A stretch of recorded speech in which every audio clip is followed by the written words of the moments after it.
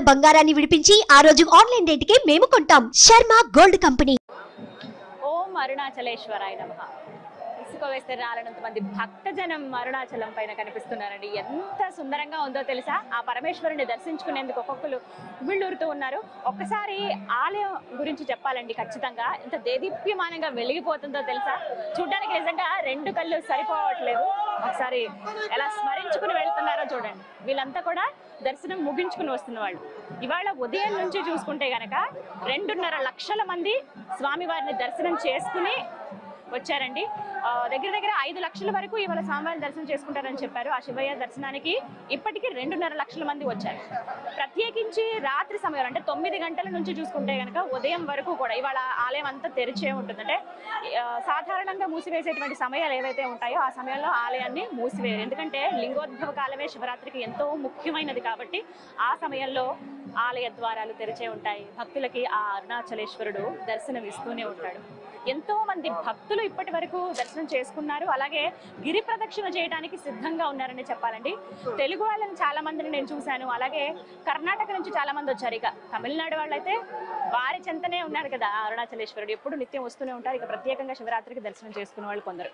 ఇక north side నుంచి కూడా చాలా మంది వచ్చారు. ఇంకొంతమంది దేశ విదేశాల్లో ఎవరైతే సెటిల్ అయి ఉన్నారో శివరాత్రికి మేము అరుణాచలం పైన ఉండాలి, ఈ అరుణగిరి దగ్గర మేము కాసేపైన ఆ శివయ్యని స్మరించుకుంటూ గడపాలి, ఆ శివయ్య సన్నిధిలో ఉండాలని అనుకునే వాళ్ళు ముందుగానే వచ్చి ఇక్కడ ఎక్కడ ఖాళీ లేదని చెప్పాలండి. ప్రతి ఒక్క రూమ్స్ కూడా ముందుగానే బుక్ అయిపోయి ఒక వారం 10 రోజుల నుంచే. ఇప్పటికిప్పుడు దొరకడం అంటే చాలా కష్టమైంది. అలాగే కొన్ని ఆలయ కమిటీ వారి కొన్ని సత్రాల్లాగా కొన్ని ఆశ్రమాలు ఇక్కడ చాలా చాలా ప్రత్యేకం. రమణాశ్రమం కావచ్చు, అలాగే స్కందాశ్రమం కానీ ఇవన్నీ కూడా చాలా ప్రత్యేకమైనవి. ఇక్కడ ఈ ఆశ్రమాలు ఉండాలనుకునే వాళ్ళు. తమిళులకు సంబంధించినటువంటి కొన్ని ఆశ్రమాలు కూడా ఉన్నాయి. వాటిల్లో అంటే తక్కువ ధరకి ఉండి ఒకరోజు ఉండి వెళ్ళిపోయే విధంగా, అలాగే వాళ్ళ సామాన్లు భద్రపరచుకోవడానికి కావచ్చు, ఇలా కొన్ని ఏర్పాట్లు అయితే చేశారు. ఎంత చేసినా కానీ ఇంతమంది భక్తజనం వస్తున్నారనంటే వచ్చిన వాళ్ళు వస్తూనే ఉన్నారు, వెళ్ళే వాళ్ళు వెళ్తూనే ఉన్నారు. దగ్గరగా 5 గంటల సమయం పడుతుందండి ఆ శివయ్య దర్శనానికి. ఎందుకంటే ఈ మార్గం మనం చూడొచ్చు.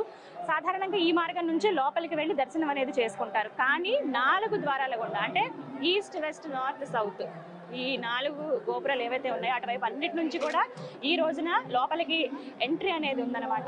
తూర్పు ద్వారం నుంచి వెళ్ళే వాళ్ళు ఇటువైపు నుంచి వెళ్తారు. అలాగే దక్షిణం వాళ్ళు, పడమర వాళ్ళు, ఉత్తరం వాళ్ళు, ఎటుకట్టు కూడా ఎక్కడి నుంచి ఎక్కడ ఎంతో మంది భక్తులు నిండిపోయారనే చెప్పుకోవాలి. లోపలికి వెళ్ళిన వాళ్ళు దగ్గర ఉదయం 10 గంటలకు వెళ్తే మాకు తిరిగి వచ్చేటప్పటికి 6 అయిందండి, 7 అయిందండి, కానీ దర్శనం బాగా జరిగిందని చెప్పి ఎంతో సంతోషంగా బయటకు వస్తున్నారు.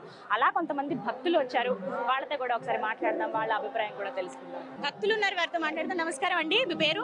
నా పేరు రమేష్ బాబు. ఎక్కడి నుంచి వస్తున్నారు? పొంగనూరు నుంచి వస్తున్నాం, చిత్తూరు డిస్ట్రిక్ట్. ఇదేనా మొదటిసారి రావడం? ఎప్పుడు వస్తుంటారా? 2 టైమ్స్ అది థర్డ్ టైం వస్తున్నాం. అవును. శివరాత్రికి ఎప్పుడైనా ఇంతకు ముందు వచ్చారా? ఫస్ట్ టైం ఇది. ఫస్ట్ స్వామి బ్లెస్సింగ్స్ తీసుకోవాలని వచ్చినాము. ఎలా అనిపిస్తుంది ఇక్కడ రావడం అనేది? అసలు జన్మ ధన్యమైంది. ఎందుకంటే శివరాత్రి రోజు స్వామి సన్నిధిలోకి వచ్చినామంటే చాలా మా జీవిత ధన్యమైంది. అవును. నేను ఇది ఫస్ట్ టైం అండి. ఫస్ట్ టైం మ్యారేజ్ అయిన తర్వాత ఫస్ట్ టైం. చాలా బాగా చాలా అదృష్టంగా అనిపిస్తుంది శివరాత్రి రోజు. ఇక్కడ నుంచి అసలు మనం ఇక్కడ అడుగు పెట్టాలంటేనే అదొక పుణ్యం మనకి. అవునండి, చాలా బాగుంది చూడడానికి కూడా. అవునవును. దర్శనానికి ఇప్పుడు వెళ్తున్నారా? వెళ్తున్నామండి. సమయం అయితే పడుతుందని చెప్తున్నారు. పడుతుంది. అంటే జాగరణ ఇంకా ఆలయం దగ్గర అయిపోతుంది. అవునవును మేడం. నైట్ అంతా జాగారం ఇక్కడే ఉంటాం. మార్నింగ్ వరకు ఇక్కడ ఉండి ఇక్కడ మళ్ళా స్వామి దర్శనం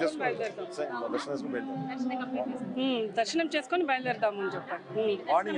ఎంత టైం అన్నా కానీ మార్నింగ్ వరకు ఉండి ఇక్కడే స్టే చేసి దేవుని దగ్గర బ్లెస్సింగ్స్ తీసుకోవాలి. సంతోషం అండి, మీకు దర్శన భాగ్యం బాగా కలగాలని ఆ శివుడిని కోరుకుంటున్నాను. Thank you so much. So చూసారు కదా, ఇలా ఎంతో మంది భక్తులు చిత్తూరు నుంచి వచ్చారట. ఇలా కేవలం చిత్తూరే కాదండి, ఎక్కడెక్కడి నుంచో భక్తులు వచ్చి దర్శనం చేసుకుని వెళ్తున్నారు.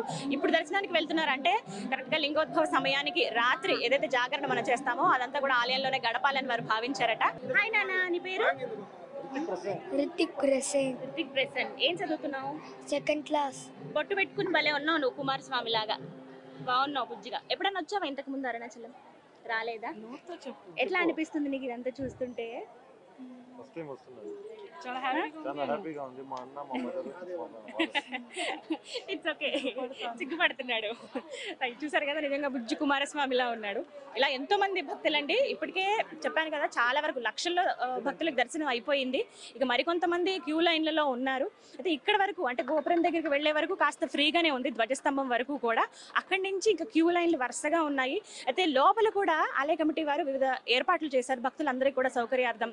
ఎక్కడికక్కడ మజ్జిగ ఇవ్వడం, ఎందుకంటే మామూలుగానే ఈ ప్రాంతం అంతా కూడా చాలా వేడిగా ఉంటుంది. ఆ స్వామి అగ్నిలింగేశ్వరుడు, ఈ ప్రాంతం అంతా కూడా ఆ వేడి అనేది తెలుస్తుంది.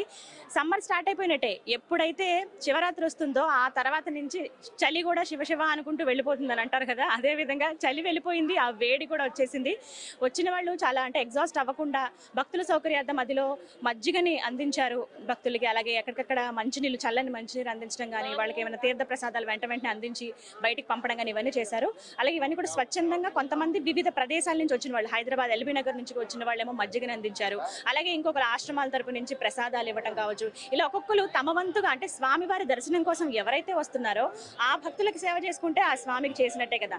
మానవ సేవే మాధవ సేవ అని అంటారు కదా, ఆ విధంగా ఆ స్వామికి సేవ చేసుకునేట్టుగానే భావించి ఎంతో మంది చాలా చక్కగా అంటే కన్వీనియంట్ గా ఉంది. భక్తులు ఎవరు కూడా ఇబ్బంది పడకుండా చక్కగా అంతసేపు వెయిట్ చేసినా కూడా ప్రశాంతంగా ఆ స్వామిని దర్శించుకుని బయటికి వస్తున్నారు. కోటి జన్మల పుణ్య ఫలంగా అందరి భావన కూడా మనకి వాళ్ళ మాటల్లో తెలుస్తోంది మరి ముఖ్యంగా.